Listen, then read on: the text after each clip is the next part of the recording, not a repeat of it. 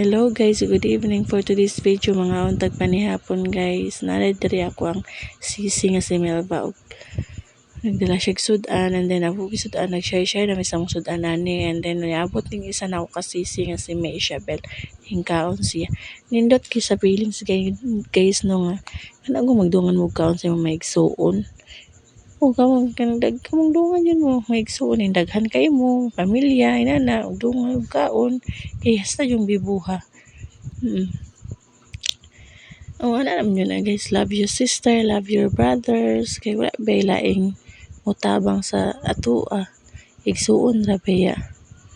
Oh, wala laing magtinabangay, igsuon ra. Oh, di man yun nawala ng away, lalis, pero end of the day, ma-okay ra magud Japon na. O dapat okay, normal naman guna na mag-away pero dapat ato jud ikuan jud nga magtibabaw jud ang ato ang love sa isa't isa sa atong mga igsuon sa atong pamilya ana naman guna siya guys. Thank you sa pag-watching. Char lang.